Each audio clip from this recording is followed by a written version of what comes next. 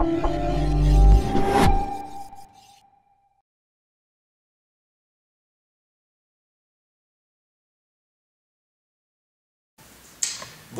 Bruno Devara. Je suis chez Dirigeants et Partenaires un des 20 consultants qui accompagnent depuis 15 ans plus de 2000 cadres dirigeants et cadres de direction et cadres supérieurs dans leur transformation professionnelle principalement, transition professionnelle qui fait allusion à un changement professionnel, donc executive outplacement, mais également du coaching individuel et du coaching collectif. Le sujet d'aujourd'hui qui nous concerne, c'est de voir, en ce qui concerne la recherche d'un nouvel emploi, s'il faut ou pas répondre à une annonce, et si je dois répondre, comment je dois répondre. Alors la première question qu'on peut se poser tout d'abord, c'est, avant même de savoir si je vais répondre, c'est une question sur un chiffre, à votre avis, combien de pourcentage de gens vont trouver par annonce quand ils vont décider de quitter leur poste pour en trouver un autre.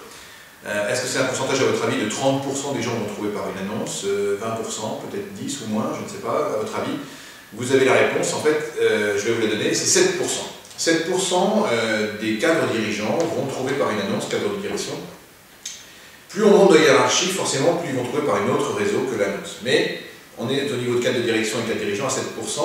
8% vont avoir un chasseur qui va leur dire tiens, tu devrais consulter, ou un réseau qui va leur dire tiens, tu devrais consulter cette annonce qui t'intéresse. Donc il y aura un réseau qui va rabattre sur une annonce, mais seul, à titre personnel, pour une annonce qui les intéresse sur Indeed, qu'ils ont mis en LinkedIn ou qu'ils ont mis sur une recherche d'alerte, 7% seulement vont pouvoir trouver leur nouveau job dedans. Donc premier chiffre, ça montre quand même que 85% c'est donc ailleurs, c'est par réseau qu'on va trouver son nouveau job.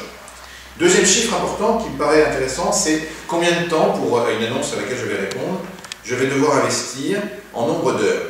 Je vais investir pour cette annonce de la recherche sur Internet, qui je connais dans cette entreprise, est-ce qu'il y a un secteur qui est plus ou moins intéressant, est-ce que je réponds bien à son besoin, en quoi je ne réponds pas, comment je peux contourner l'obstacle, et ma lettre de motivation et mon CV que je refais éventuellement, donne en général, en moyenne, pour la première c'est bien sûr un peu plus long, mais on va voir que c'est quasiment 4 heures de travail permanent en moyenne pour ceux qui le font correctement.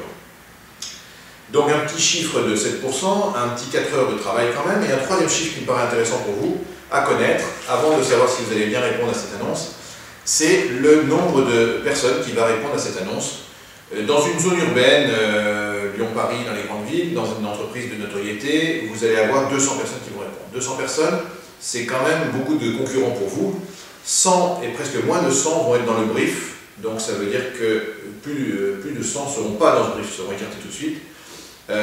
Et sur ces moins de 100 qui seront dans le brief, seulement une vingtaine va être screenée par le chasseur et seulement 6 va être interviewé téléphoniquement, 3 à 4 vont être vus, en espérant que les 3 à 4 disent oui à passer chez le client, ils seront tous proposés au client et seulement une personne sera sous contrat avec le futur client. Donc on voit que sur une zone urbaine, dans une entreprise de notoriété, 200 personnes qui répondent pour un poste, c'est quand même un chiffre qui vous permet de voir si vous voulez vraiment répondre à cette annonce. Donc une fois qu'on a ces 3 chiffres posés, de pas beaucoup de chances de trouver par annonce 4 heures de travail et une chance sur 200 d'être pris quand j'ai répondu, il faut bien se poser la question de est-ce que j'y vais. Une fois que vous avez répondu j'y vais, ça veut dire que quelque part, ça fait allusion à 2 choses. Dans votre cœur, il y avait une envie. Dans votre cœur, il y avait une envie et vous aviez vraiment envie de répondre à cette annonce. Deuxième chose, dans votre tête, il y avait une clarification qui était claire, qui disait « je suis fait pour ce poste » et vous aviez toutes les raisons d'argumenter que c'était ça qui vous correspondait bien. Donc cette première étape étant franchie, ça vous correspond au niveau du cœur et de la tête. Vous passez à la deuxième étape, c'est « je vais voir si le poste, je vais vraiment correspondre à ce poste-là » et là, il faut être assez méthodique. Vous pouvez faire la marguerite suivante, qui vous donne, sur 5 jolis pétales, la façon dont vous allez voir si l'annonce vous correspond vraiment bien ou pas. Sur une pétale, vous allez mettre l'ensemble des éléments qui concernent votre poste qui est demandé par l'annonce. Le poste, il fait allusion à un titre, à une fonction et à ce qui est dans la mission. Vous allez faire ensuite dans une deuxième marguerite la liste de tout ce qui concerne l'entreprise, tout ce que vous croyez en être dit dans l'annonce. Une troisième sur le marché et le secteur qui sera celui de demain. Le profil qui est demandé et éventuellement d'autres choses qui sont demandées également. Une fois que vous avez fait ce travail, vous allez vous amuser à mettre avec une petite coche verte tout ce qui vous correspond. Tout ce qui vous correspond, assurément, en vérité. Il ne faut pas vous mentir à vous-même, il faut vraiment être sûr de ce que vous dites et de ce que vous pensez. Idéalement, vous avez quand même un mental qui vous a permis de voir que vous étiez quand même en beaucoup de points celui qu'il fallait embaucher parce que vous correspondiez à l'annonce. Voilà. Mais il y avait quelques éléments qui n'étaient pas du tout bons. Vous avez en tout cas un doute sur ce point-là et sur ce point-là qui était demandé dans l'annonce et que vous n'avez pas en vous. Et vous avez un doute également sur ces quelques points-là.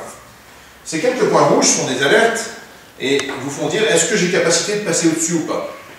Si vous avez capacité de passer au-dessus, c'est-à-dire que par exemple il était demandé une expérience de 7 ans à l'international, vous n'en avez que 5, vous aurez pouvoir d'argumenter dans la lettre de motivation que grâce à vos 5 ans international, mais aussi par rapport au chantier que vous avez mené sur d'autres projets internationaux pendant 4 ans sur ailleurs et sur d'autres, donc vous allez pouvoir contourner l'objection.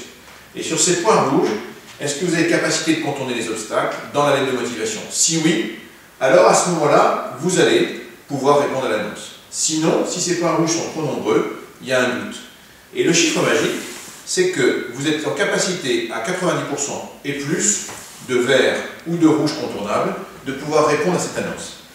Si vous êtes à plus de 90%, vous pouvez y aller. Si vous êtes en dessous, il y a un risque.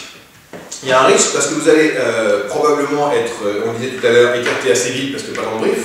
Et du coup, en n'étant pas dans le brief, si vous êtes écarté d'annonce, vous allez perdre du temps, 4 heures, on en a parlé, 2, l'estime de vous, parce que vous n'avez pas réussi à passer la première étape, 2, vous allez commencer à accuser les chasseurs qui ne vous répondent pas, qui ne répondent pas bien, et du coup ça vous met un doute sur la confiance dans les autres, et ça mine petit à petit votre envie de partir sur un nouveau projet, ou en tout cas de vous donner cette confiance dont vous avez besoin en termes d'énergie.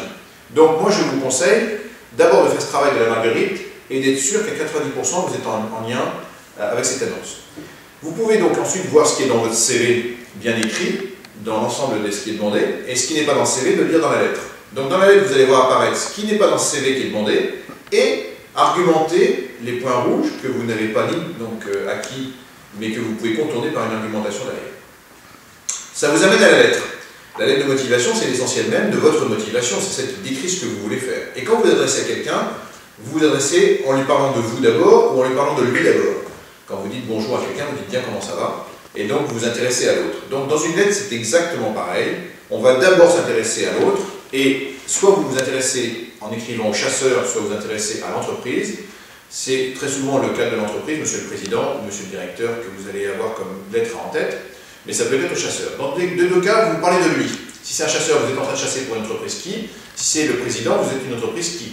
Mais vous parlez de lui sur ses projets stratégiques et vous allez essayer de trouver les mots-clés les plus forts, stratégiques, qui permettent de bien comprendre son enjeu. Parce que si vous avez compris son enjeu, j'allais dire que vous allez faire mouche. Avant même de vous présenter comme candidature, il a dit, tiens, ce gars-là ou cette personne, cette femme, a trouvé le poste parce qu'elle a trouvé l'enjeu essentiel de mon développement. Donc, il n'est pas facile à trouver, c'est là que vous avez besoin d'un travail de réseau, par, bien sûr, Internet peut-être, mais aussi des gens qui vont vous dire, tiens, l'enjeu de cette entreprise actuellement est de... Et si vous ciblez bien l'enjeu, vous avez des gens qui accrocheront à votre lettre de motivation. Donc le vous de départ, c'est vous intéresser à l'individu dans ce qu'est son enjeu. Deuxième temps, vous répondez vous, en termes de je. Donc cette fois-ci, vous dites je suis la personne qui vous correspond et vous faites valoir vos qualités. Pas besoin de rajouter un double du CV, il est déjà fait. Ne faites que allusion aux points qui sont peut-être dans les rouges argumentables et dans les points de force de l'enjeu. Vous allez essayer de vous caler pile sur l'enjeu. Vous avez un enjeu qui, je suis la personne qui. Une fois que vous avez aligné l'un par rapport à l'autre, vous allez voir la force et l'énergie que votre lettre elle va avoir, c'est une puissance redoutable. Vous terminez par un nous, pourrions nous rencontrer, nous pourrions construire ensemble, nous pourrions développer dans les 5 ans qui viennent. Donc ce nous, c'est la force du collectif que vous commencez à créer pour faire du lien avec la personne à qui vous écrivez. Cette lettre bien faite, elle donne envie de vous recevoir. Donc c'est ça qui va faire qu'un jour, vous aurez peut-être un entretien avec un chasseur et ensuite, vous serez reçu pour la candidature. Voilà les quelques points essentiels que je voulais vous donner en peu de temps. Bien sûr, on pourrait aller plus loin. Mais le point de conclusion que je voudrais vous donner, c'est en m'écoutant, vous êtes seul devant votre ordinateur, en train d'écouter cette vidéo tutoriel, je vous remercie beaucoup, mais ça me laisse à penser que vous êtes peut-être en train de vous poser la question seul, de répondre à une annonce seule.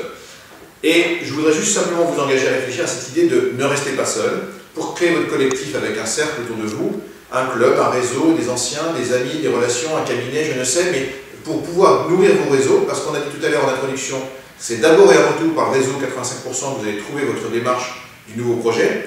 Certes, l'annonce était une chose, mais ne la pensez pas seule, pensez-la en collectif. Voilà, je vous souhaite une très bonne chance pour cette réponse à l'annonce que vous allez faire, et je vous dis à très bientôt.